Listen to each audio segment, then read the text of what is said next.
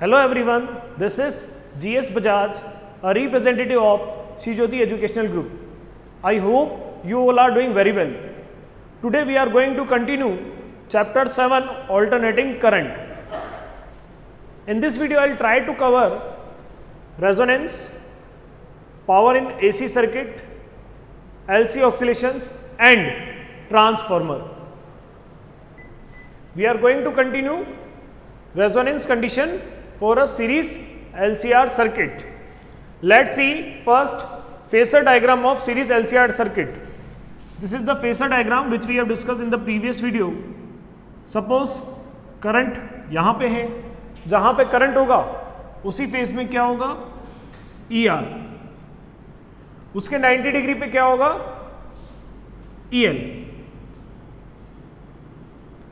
और 90 degree EC जो होगा वो लैग करेगा ER के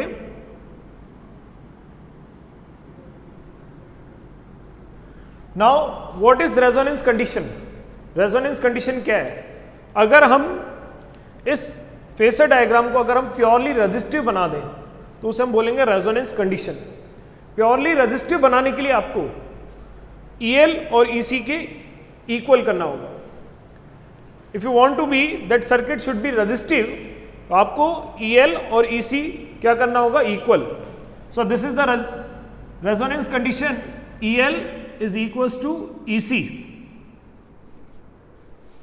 In resonance condition the EL equals to EC. What is the formula of EL? EL is IXL and EC is IXC. I cancel, so XL equals to XC. This is also resonance condition. So for resonance condition XL is equals to XC.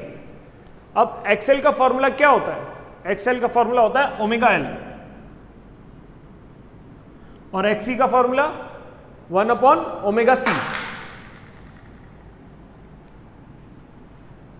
XL का formula होता है omega L और XC का formula होता है 1 upon omega C। Now will derive resonance frequency. इस condition से हम रेजोनेंस फ्रीक्वेंसी को डिराइव करेंगे। XL इक्वल्स टू XC कैसे आया?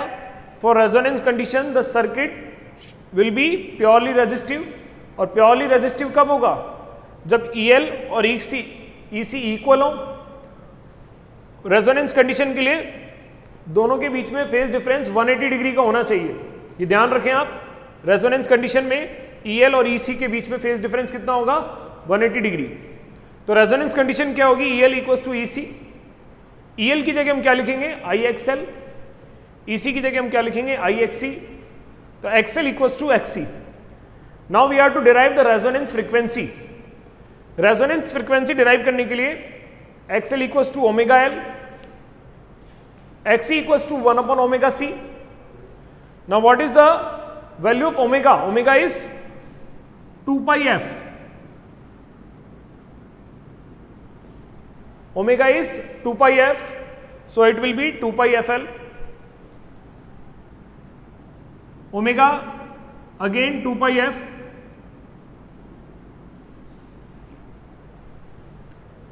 So it will be 2 pi will go here. We are to derive frequency. It will be f square equals to 1 upon 2 pi square LC. Now we'll take root. If we take root, then f equals to 1 upon 2 pi under root LC. This is the resonance frequency. f equals to 1 upon 2 pi under root LC. कैसे derive किया हमने? XL equals to XC. This is the resonance condition. XL की जगह हमने क्या लिखा? Omega L। XC की जगह हमने क्या लिखा? Omega C। ओमेगा की जगह 2 pi f, ओमेगा की जगह 2 pi f। f square will be 1 upon 2 pi square LC. Now we'll take root. So the resonance frequency it will become 1 upon 2 pi under root LC. तो resonance condition क्या है? XL equals to XC. As you know that formula of impedance is Z equals to R square plus XL minus XC whole square. This is the formula of impedance. Impedance का formula क्या होता है? Z equals to under root R square plus XL minus XC whole square. As you know, for resonance condition, XL equals to XC. जब XL equals to XC हो जाएगा, so this part will be 0. So Z equals to under root R square. So Z equals to R. तो resonance condition में impedance resistance के equal होता है, इसलिए circuit purely resistive होता है. रेजोनेंस कंडीशन में इंपिडेंस मिनिमम होता है जो कि आर के इक्वल होता है. आपको ध्यान रखना है, रेजोनेंस कंडीशन में impedance is minimum which is equal to R. Impedance is minimum and it is equal to R. Let's find current. As you know, formula of current is I equals to V upon Z. Current का formula क्या होता है? I equals to V upon Z. Resonance condition में Z किसके equal होता है? R के. तो रेजोनेंस कंडीशन में करंट का फॉर्मूला क्या हो जाएगा? V upon R. Resonance condition में इंपिडेंस मिनिमम होता है. In resonance condition impedance is minimum and it is equals to R, but current is maximum. Current maximum होगी. Why? Because impedance is minimum, so current is maximum. So you have to take care about this thing. In resonance condition, impedance is minimum and current is maximum. Impedance is minimum, which is equals to R. Z is impedance, it is equals to R in resonance condition. And current is maximum, which is equals to I equals to V upon R. This is the resonance condition. Let's discuss about power factor. What is power factor? It's cos phi. Formula of power factor is cos phi. So in resonance condition, power factor will be 1. In resonance condition, impedance is minimum, Z equals to R. Impedance is minimum, which is equals to R. Current is maximum, so I equals to V upon R. And power factor is 1. And circuit is purely resistive. Now we are going to start another topic, sharpness of resonance. Before starting this topic, you are supposed to take out your books, and 249 you will see this topic at the page of 249. हम जो discuss कर रहे हैं sharpness of resonance, that is Q factor. इसके पहले हमें ये पता होना चाहिए Z का फॉर्मूला क्या होता है. Z का फॉर्मूला होता है under root R square plus XL minus XC whole square. This is the formula of impedance. Impedance का फॉर्मूला क्या होता है? Z equals to under root R square plus XL minus XC whole square. XL का formula क्या होता है? Omega L. और XC का फॉर्मूला क्या होता है? Omega 1 upon omega C. XL का फॉर्मूला क्या होता है? Omega L. और XC का फॉर्मूला क्या होता है? 1 अपॉन ओमेगा C. करंट का फॉर्मूला क्या होता है? V upon Z. If frequency is 0, suppose frequency is 0, then omega also it will be 0. अब omega L, XL will also it will be 0. When frequency is 0, so omega is 0. Omega is 0, it means XL equals to 0. XC, formula of XC is 1 upon omega C. XC का formula क्या है? 1 upon omega C. Omega 0 है क्योंकि frequency 0 है, और omega 0 होगा XC कितना हो जाएगा? इनफाइनाइट. क्लियर? XL कितना हो गया? 0. XC कितना हो गया? इनफाइनाइट. अगर फ्रीक्वेंसी 0 है तो ओमेगा 0 होगा, ओमेगा 0 है तो XL 0 होगा और XC इनफाइनाइट होगा. अब ये वैल्यू अगर हम यहाँ रखते हैं XL माइनस XC, XL कितना है? 0, XC कितना? Infinite. Infinite minus 0 infinite, minus infinite का स्क्वायर करेंगे प्लस इनफाइनाइट स्क्वायर, तो ये टर्म इनफाइनाइट आएगी। इसका मतलब जब फ्रीक्वेंसी 0 है तो इम्पीडेंस इनफाइनाइट है, मतलब मैक्सिमम है। और अगर इम्पीडेंस मैक्सिमम है तो करंट क्या हो जाएगा? Minimum, means 0।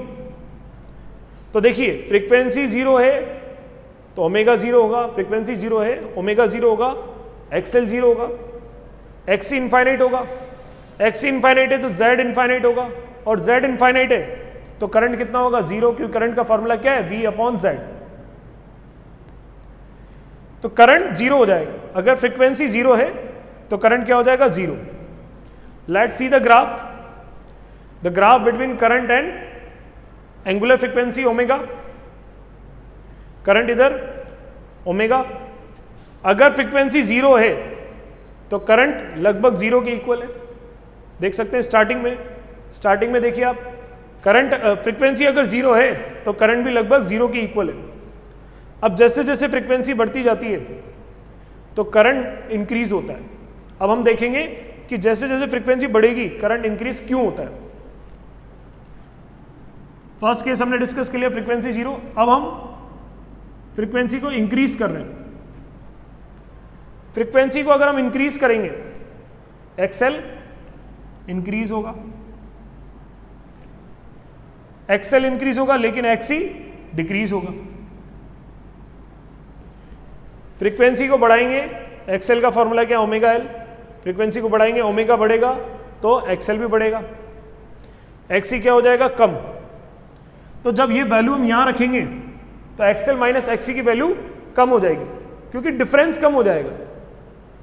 इन दोनों के बढ़ने से डिफरेंस क्या हो जाएगा? कम हो जाएगा। अगर डिफरेंस कम हो जाएगा तो Z भी कम हो जाएगा, और Z अगर कम हो जाएगा तो करंट क्या हो जाएगा? इंक्रीज होगा। करंट का फॉर्मूला क्या होता है? V/Z। Z कम हो रहा है तो करंट इंक्रीज हो जाएगा। इसका मतलब अगर आप फ्रीक्वेंसी बढ़ाएंगे स्टार्टिंग में तो करंट बढ़ेगी। तो आप देख सकते हैं ग्राफ में जैसे जैसे आप फ्रीक्वेंसी को इंक्रीज करेंगे तो करंट इंक्रीज हो जाएगा। रेजोनेंट फ्रीक्वेंसी पे मैक्सिमम हो जाएगा। रेजोनेंस फ्रीक्वेंसी पे करंट क्या हो जाएगा? मैक्सिमम। उसके बाद जब आप फ्रीक्वेंसी बढ़ाएंगे तो वापस से एक्सएल माइनस एक्सी इंक्रीज होने लग जाएगा। रेजोनेंस फ्रीक्वेंसी के बाद अगर आप फ्रीक्वेंसी बढ़ाते हैं तो एक्सएल माइनस एक्सी का डिफरेंस इंक्रीज होने लग जाएगा। एक्सएल माइनस एक्सी का डिफरेंस अगर इंक्रीज होगा तो Z इंक्रीज होगा। आफ्टर रेजोनेंट फ्रीक्वेंसी के बाद अगर आप फ्रीक्वेंसी को इंक्रीज करते हैं तो ये डिफरेंस बढ़ जाएगा। एक्सएल माइनस एक्सी की वैल्यू ज़्यादा आएगी, एक्सएल माइनस एक्सी की वैल्यू ज़्यादा आएगी तो Z बढ़ जाएगा, और Z बढ़ जाएगा तो करंट क्या हो जाएगा? कम। क्लियर?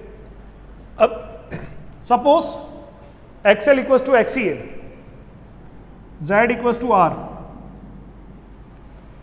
तो जब R बढ़ेगा, एक्सएल इक्वल्स टू एक्सी है, मीन्स रेजोनेंस कंडीशन है। रेजोनेंस फ्रीक्वेंसी की कंडीशन क्या होती है? XL equals to XC. तो Z किसके इक्वल हो जाएगा? R के। Z किसके इक्वल हो गया? R के। और करंट क्या हो जाएगा? करंट का फॉर्मूला क्या होता है? V/R।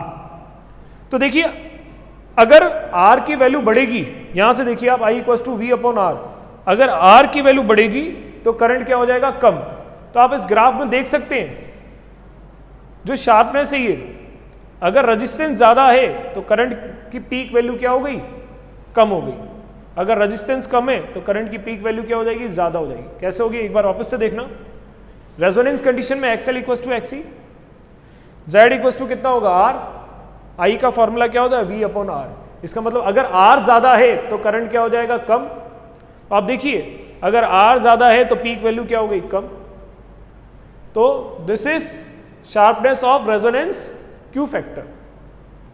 अभी तक हमने क्या क्या डिस्कस किया शार्पनेस ऑफ रेजोनेंस में, कि अगर फ्रीक्वेंसी 0 है तो Z इनफाइनाइट हो जाएगा, अगर फ्रीक्वेंसी 0 है तो Z इनफाइनाइट हो जाएगा, और करंट क्या हो जाएगा? 0। करंट भी क्या हो जाएगा? मिनिमम हो जाएगा।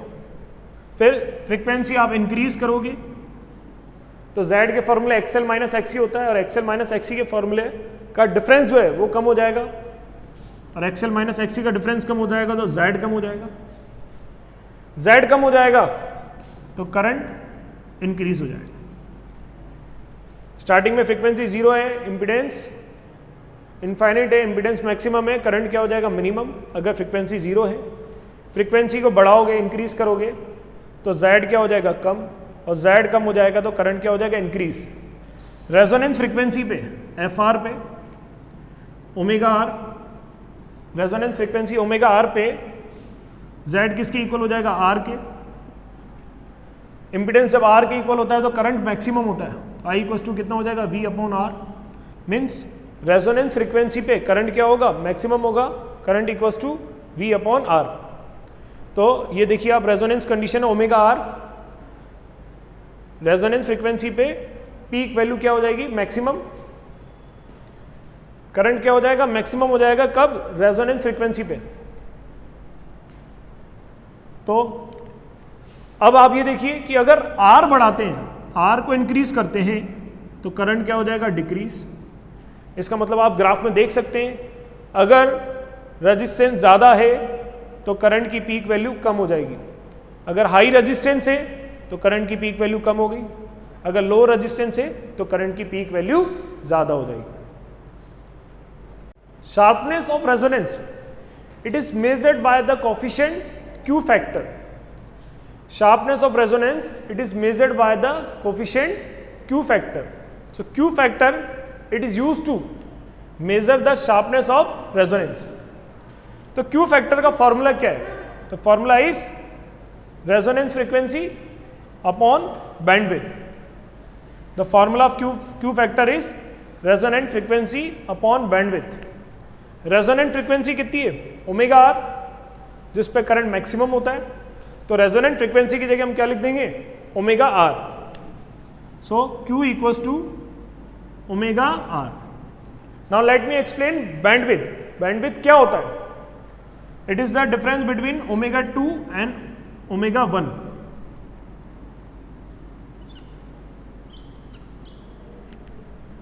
The difference omega 2 and omega 1 is called bandwidth.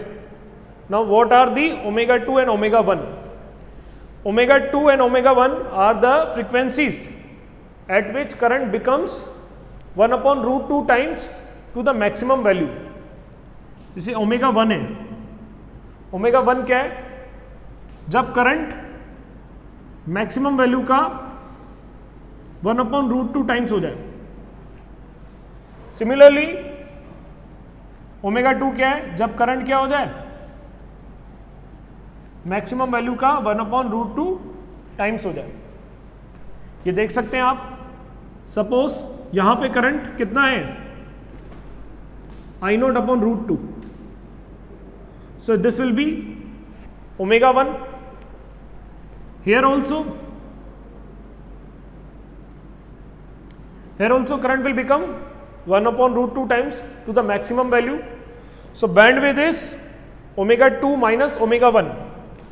Q का फॉर्मूला क्या है, resonant frequency upon bandwidth. Resonant frequency कितनी है ओमेगा R और बैंडविड्थ कितनी है omega 2 minus omega 1। So this is the formula of Q factor.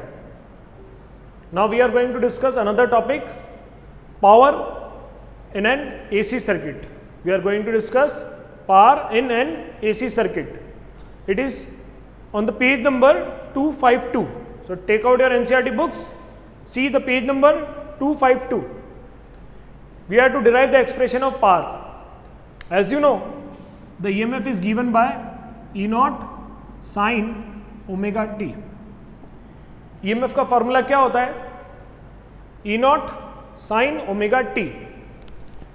And the expression of current is I naught sin omega t minus phi. We have to derive power. So EMF का formula क्या है, E naught sin omega t. Current का formula क्या है, I naught sin omega t minus phi. Power का formula क्या होता है, पावर का फॉर्मूला होता है E इंटू आई। E की जगह हम क्या लिखेंगे, E naught sine omega T, और I की जगह हम क्या लिखेंगे, I naught sine omega T minus five.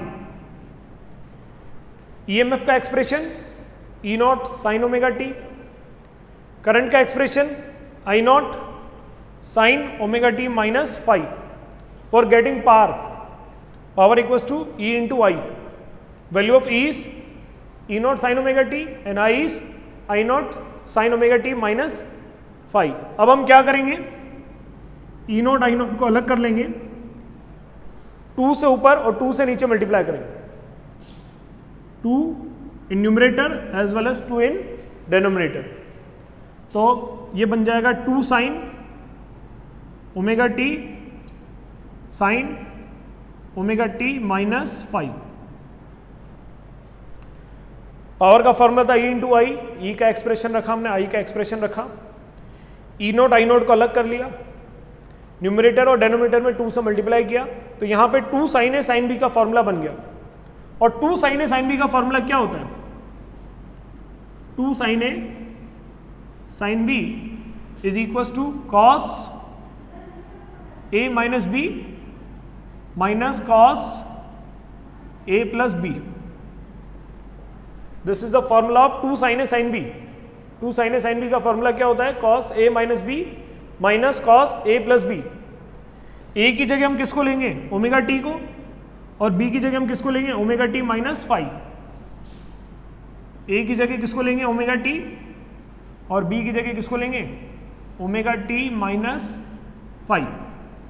तो पहले जब हमें ए माइनस बी करना है तो ओमेगा टी को से माइनस करेंगे, ओमेगा टी से ओमेगा टी कैंसिल हो जाएगा, माइनस फाइव प्लस का हो जाएगा। तो यहां पे क्या बचेगा, E naught I naught upon 2 cos 2 sine A sine B का पहला क्या हो जाएगा, 2 साइन ए साइन बी का फॉर्मूला है cos A minus B minus cos A plus B. तो जब ए माइनस बी करेंगे तो ओमेगा टी से ओमेगा टी कैंसिल हो जाएगा, 5 will be left, so it will be cos 5 in bracket minus cos A plus B. तो जब ए plus B करेंगे तो ओमेगा टी से ओमेगा टी ऐड हो जाएगा, it will B 2 omega T plus 2 omega T minus 5, so it will be cos 2 omega T minus 5। सबसे पहले हमने क्या किया, पावर का फॉर्मूला ई इंटू आई, ई की जगह हमने क्या रखा, E naught sine omega T, I की जगह I naught sine omega T minus 5, E naught I naught को अलग कर लिया, 2 से न्यूमरेटर में और 2 से डेनोमिनेटर में मल्टीप्लाई किया, फिर हमने 2 साइन ए साइन बी का फॉर्मूला लगाया, it will be cos 5 minus cos 2 omega T minus 5। Average power is given by integration p dt upon integration dt। Average power का फॉर्मूला क्या होता है, integration p dt upon integration dt। For full cycle it will B 0 to t।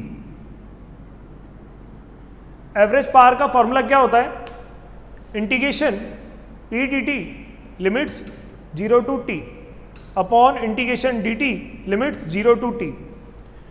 ये power की value E naught I naught upon 2 cos 5 minus cos 2 omega T minus 5 यहाँ पे रखेंगे और उसका इंटीग्रेशन करेंगे t के रेस्पेक्ट।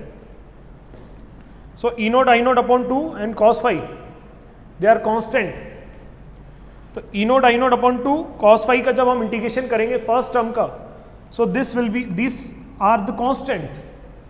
cos 5 को बाहर निकालेंगे तो 1 का इंटीग्रेशन कितना होता है t, तो कितना बचेगा E naught I naught upon 2 cos 5। इस टर्म्स को हमने बाहर निकाला, 1 बचा, 1 का इंटीग्रेशन कितना होगा t,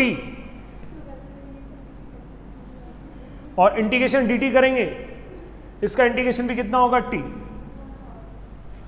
cos 2 omega T minus 5 का जब इंटीग्रेशन करेंगे तो cos का इंटीग्रेशन क्या होता है, साइन 2 ओमेगा टी, और 2 ओमेगा नीचे आ जाएगा, फिर जब हम उसकी लिमिट रखेंगे 0 to t, so it will B 0। आप ये ध्यान रखें cos 2 ओमेगा टी माइनस 5 की एवरेज वैल्यू कितनी होती है, 0, तो डायरेक्ट आप माइनस 0 करेंगे। अब T से T कैंसिल हो जाएगा, तो एवरेज पावर का फॉर्मूला क्या आएगा, E not I naught upon 2 into cos 5। अब हम क्या करेंगे, 2 को √2 इंटू √2 में ब्रेक करेंगे। ये जो 2 है इसको हम √2 इंटू √2 में ब्रेक करेंगे। आप मुझे बताएंगे E नॉट अपॉन √2 की वैल्यू क्या होती है, it is ERMS। Similarly I not upon √2 की वैल्यू क्या होती है, IRMS। तो एवरेज पावर का फॉर्मूला क्या हो जाएगा, ERMS into IRMS into cos 5। This is the expression of average power. The formula of average power is ERMS, IRMS cos phi, and cos phi is the power factor. Average power is given by ERMS, IRMS cos phi. Average power का formula क्या है, ERMS, IRMS cos phi. Now I am going to discuss 3 cases. First case, when circuit is purely resistive. First case, when circuit is purely resistive. When circuit is purely resistive. When circuit is purely resistive, then phase difference is 0. So cos phi equals to 1. So the average power will be ERMS into IRMS, because cos phi will be 1. जब circuit is purely resistive, phase difference is 0। जब circuit purely resistive होगा तो phase difference कितना होगा, 0। cos 0 की value कितनी होती है, 1। So average power will be ERMS into IRMS. Now I am going to discuss second case. Case second, when circuit is purely inductive. जब सर्किट कैसा हो, प्योरली इंडक्टिव हो। When circuit is purely inductive, then phase difference is π/2. जब circuit purely inductive है तो phase difference कितना होगा, π/2। और cos π/2 मीन्स cos 90, और cos 90 कितना होगा, 0। और cos 90 0 है तो एवरेज पावर कितना होगा, 0। जब एवरेज पावर 0 हो, जो करंट फ्लो होता है उस कंडीशन में करंट को बोलते हैं वॉटलेस करंट। जब एवरेज पावर 0 हो, उस कंडीशन में जो करंट फ्लो होता है उसको बोलते हैं wattless current, which is out of syllabus. Wattless current इस बार टॉपिक को हटा दिया है। So when circuit is purely resistive, तो average power is ERMS into IRMS. When circuit is purely inductive, then average power is 0. Similarly, case third I am going to discuss. When circuit is purely capacitive, then phase difference is minus π/2, and cos minus π/2 is equals to also 0. So in this case also average power will be 0. So when circuit is purely inductive or purely capacitive, then average power is 0. In both the cases average power is 0 when circuit is purely inductive or purely capacitive. Now we are going to discuss LC oscillations. What are LC oscillations? When an inductor is connected with capacitor, then oscillation of constant amplitude occur. These are called LC oscillations. जब एक inductor capacitor के साथ connect होता है तो उसमें जो oscillation create होते हैं कांस्टेंट एम्पलीट्यूड के, उसको LC ऑक्सीलेशन कहते हैं। अभी ऑक्सीलेशन क्यों अकर होते हैं वो देखते हैं। Suppose this capacitor is fully charge. When capacitor is fully charge, then capacitor will store energy that is Q² upon 2C।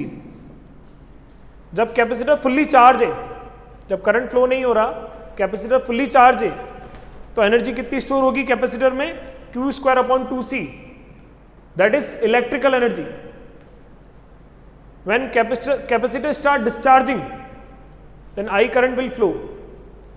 When I current will flow, through inductor, then magnetic field will be induced, and this electrical energy start converting into magnetic energy, that is half L I square. जब capacitor charge था तो energy कितनी थी, Q square upon 2C. जब current flow होना start हुआ तो capacitor discharge हुआ और एनर्जी किस में कन्वर्ट होती जा रही है, मैग्नेटिक एनर्जी में. जो इलेक्ट्रिकल एनर्जी थी वो किस में कन्वर्ट हो गई, मैग्नेटिक एनर्जी में. जब कैपेसिटर फुल्ली डिस्चार्ज हो जाएगा तो करंट जीरो हो जाएगा और सारी की सारी इलेक्ट्रिकल एनर्जी किस में कन्वर्ट हो जाएगी, मैग्नेटिक एनर्जी. तो जो इंडक्टर है वो सारी एनर्जी स्टोर कर लेगा हाफ Li स्क्वायर के रूप में.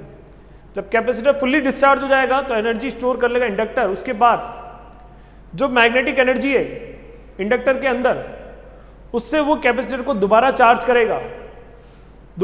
करेगा, लेकिन आपको ये ध्यान रखना है अपोजिट पोलैरिटी में. पहले इलेक्ट्रिकल एनर्जी स्टोर हुई थी मैग्नेटिक एनर्जी के फॉर्म में, फिर इलेक्ट्रिकल एनर्जी जीरो हो गई और मैग्नेटिक एनर्जी मैक्सिमम हो गई. अब ये मैग्नेटिक एनर्जी कैपेसिटर को चार्ज करेगी इन द अपोजिट पोलैरिटी. इस कंडीशन में ऑक्सीलेशन क्रिएट होंगे चार्जिंग और डिस्चार्जिंग में. इन ऑक्सीलेशंस को बोलते हैं हम LC ऑक्सीलेशंस. इस चार्जिंग डिस्चार्जिंग में जो ऑक्सीलेशन क्रिएट होंगे दीज आर कॉल्ड LC ऑक्सीलेशंस. इनको क्या बोलेंगे हम, LC ऑक्सीलेशंस. Now we are going to discuss another interesting topic, transformer. What is transformer? Transformer is a device which is used to increase or decrease voltage of alternating current. Transformer एक ऐसा electrical device है जो alternating current का voltage बढ़ाएगा या फिर घटाएगा. जहाँ पे इलेक्ट्रिसिटी जनरेट होती है ट्रांसफार्मर का काम है वहाँ पे वोल्टेज को इंक्रीज करना, so that transmission of electricity can take place at the low losses. तो ट्रांसफार्मर एक ऐसा डिवाइस है जिसका काम है ऑल्टरनेटिंग करंट को बढ़ाना, ऑल्टरनेटिंग करंट का वोल्टेज बढ़ाना या डिक्रीज करना. So transformer it is a electrical device which is used to increase और decrease the voltage of alternating current. Now let me discuss about principle of transformer. What is the principle of transformer? The principle of transformer is mutual induction. The principle of transformer is mutual induction. Board में ये question आता है, what is the principle of transformer? So you have to write the transformer. It acts on the principle of mutual induction. Transformer कौन से principal पे काम करता है? Mutual induction. For this topic you have to see page number 259 and this is the board oriented question. What is the principle of transformer? The principle of transformer is mutual induction. Now let me discuss about construction of transformer. It has two parts. The transformer can be divided into two parts. One is core and another is windings. You can see this is the core. Laminated core is used for transformer. कैसी core use की जाती है transformer के लिए? Laminated core is used for transformer to reduce eddy current losses. Board exam में question आता है why the laminated core is used to reduce eddy current losses. Eddy current losses को कम करने के लिए laminated core is used in transformer. This is the primary windings and this one is the secondary windings. These are the primary windings and these are the secondary windings. The primary windings is connected with AC voltage source and secondary windings are connected with load resistance. The windings are having thick wire. Why thick wire? So that heating losses can be reduced. Windings are having thick wire so that heating losses can be reduced. Windings में thick wire, मोटे wire का use किया जाता है so that heating losses will be reduced. Core is laminated and core is made up of soft iron. Core बनी होती है किसकी? सॉफ्ट आयरन की। कोर किसकी बनी होती है? सॉफ्ट आयरन की। कैसी होती है? लेमिनेटेड होती है। लेमिनेटेड क्यों होती है? एडी करंट को कम करने के लिए। सॉफ्ट आयरन की क्यों बनी हुई होती है? Hysteresis losses will not take place. Hysteresis losses को कम करने के लिए, मीन्स मैग्नेटाइजेशन और डीमैग्नेटाइजेशन लॉसेस को कम करने के लिए सॉफ्ट आयरन यूज किया जाता है।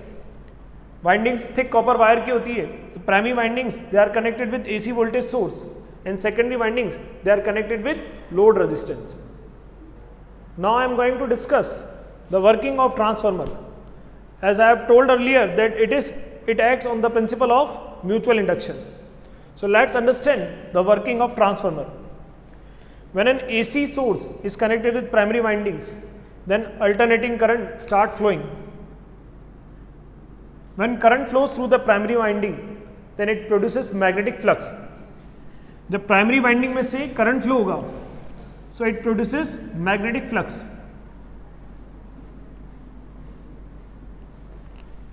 When alternating source start giving current, then current will flow through this winding and magnetic flux will be induced. This magnetic flux is linked with secondary winding. This magnetic flux, it is also linked with secondary winding. तो secondary winding में अब क्या होगा? Magnetic flux में change होगा। जब current flow हुआ तो प्राइमरी वाइंडिंग्स में मैग्नेटिक फ्लक्स इंड्यूस हुआ, वो मैग्नेटिक फ्लक्स सेकेंडरी वाइंडिंग से कनेक्ट है। अब सेकेंडरी वाइंडिंग में जब मैग्नेटिक फ्लक्स में चेंज होगा, किस में चेंज होगा? सेकेंडरी वाइंडिंग में। सेकेंडरी वाइंडिंग में जब मैग्नेटिक फ्लक्स में चेंज होगा तो according to Faraday law EMF will be induced. Secondary winding में क्या इंड्यूस हो जाएगा? EMF, and in the close circuit current is induced. So this transformer will increase or decrease the voltage by this working. Primary winding में current flow होगा by which magnetic flux will induce. This magnetic flux is linked with secondary winding. Secondary winding में जब magnetic flux में change होगा तो EMF induce हो जाएगा। तो ये एक वोल्टेज से दूसरे वोल्टेज पे चेंज हो जाएगा अल्टरनेटिंग करंट। यहाँ पे अगर वाइंडिंग्स ज़्यादा है और यहाँ पे कम है तो वोल्टेज कम हो जाएगा, और अगर यहाँ पे वाइंडिंग्स कम है और यहाँ पे ज़्यादा है तो वोल्टेज इंक्रीज हो जाएगा। There are two types, one is step up transformer and one is step down transformer. Transformer can be divided into two parts. It has two types. One is step up transformer, another is step down transformer. ऐसा transformer जो voltage को increase करता है, ऐसा transformer जो voltage को increase करता है उसे हम बोलते हैं स्टेप अप ट्रांसफार्मर। ऐसा ट्रांसफार्मर जो वोल्टेज को इंक्रीज करता है उसे हम क्या बोलते हैं? Step up transformer. और ऐसा ट्रांसफार्मर जो वोल्टेज को डिक्रीज करेगा,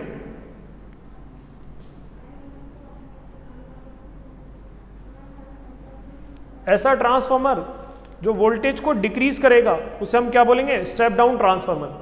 जो वोल्टेज को बढ़ाएगा that is step up transformer, और जो वोल्टेज को डिक्रीज करेगा that is called step down transformer.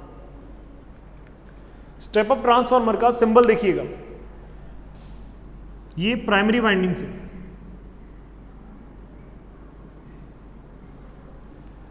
I am going to draw the symbol of step up transformer. This one is primary winding. Step up transformer में primary windings में number of turns कम होंगे as comparison to the secondary windings. This one is the symbol of core, this is symbol of primary winding, and this is symbol of secondary windings.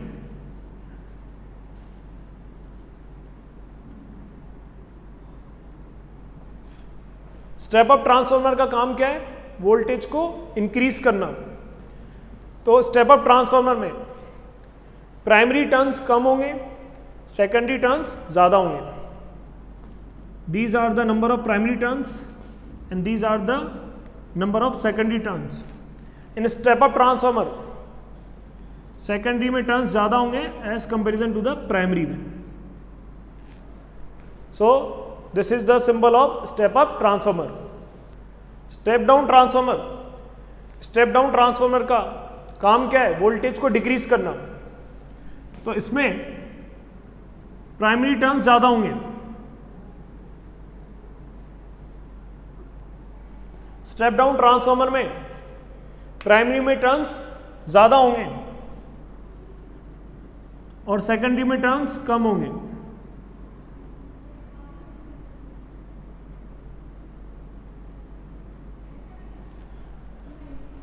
Step down transformer में primary में turns ज़्यादा होंगे, secondary में turns कम होंगे.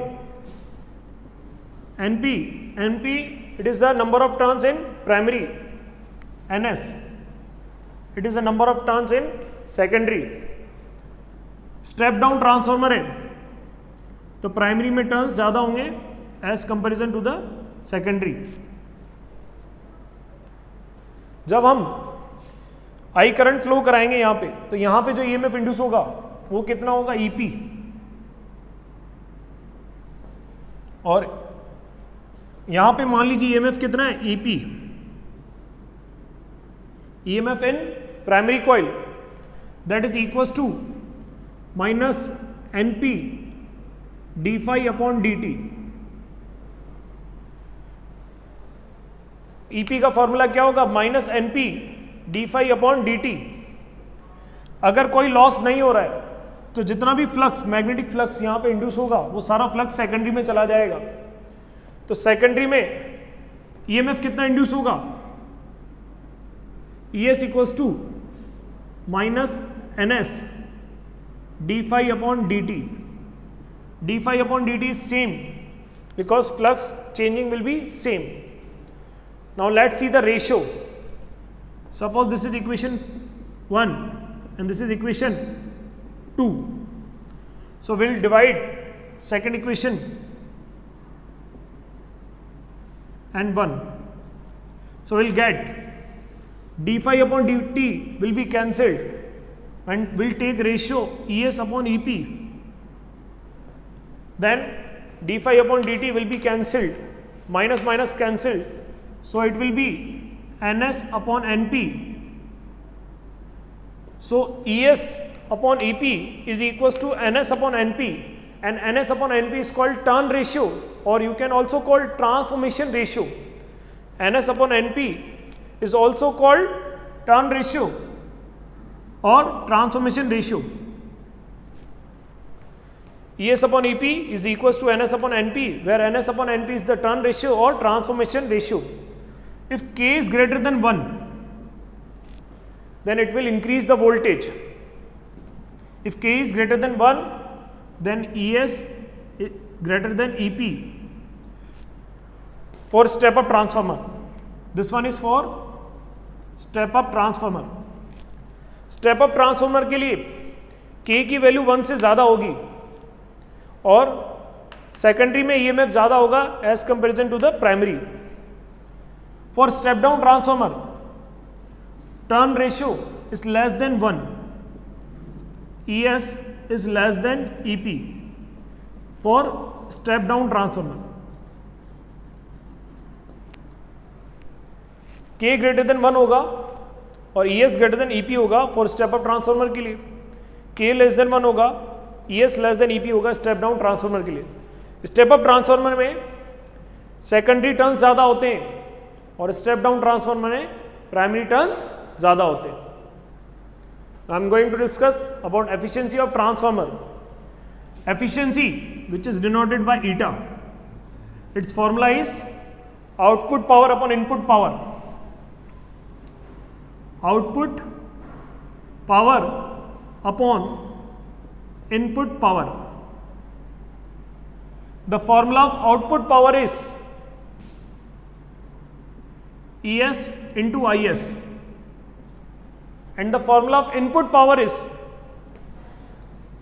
EP into IP.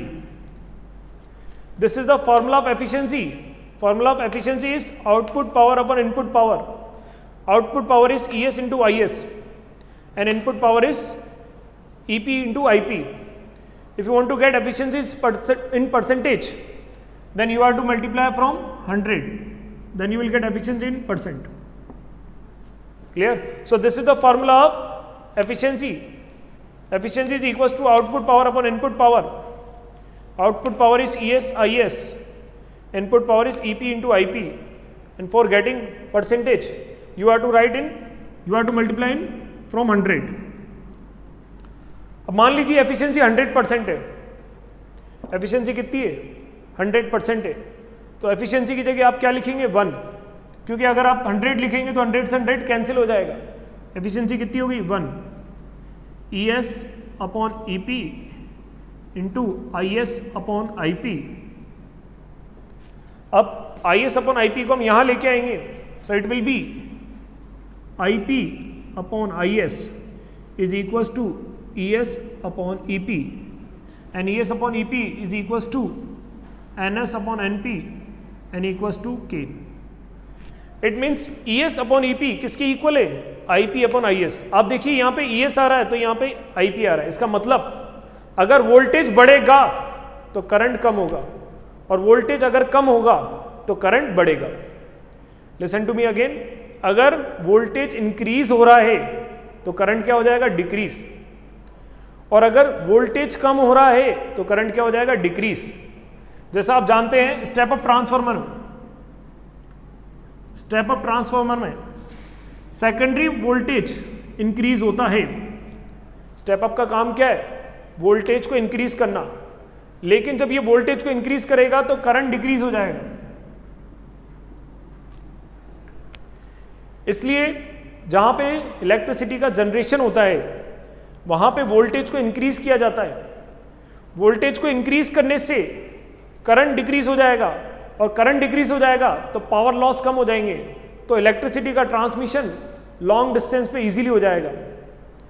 So step up transformer के लिए ES increase होता है, मतलब वोल्टेज इंक्रीज होता है और करंट डिक्रीज होता है. आपको ये फॉर्मूला याद रखना है न्यूमेरिकल्स के लिए.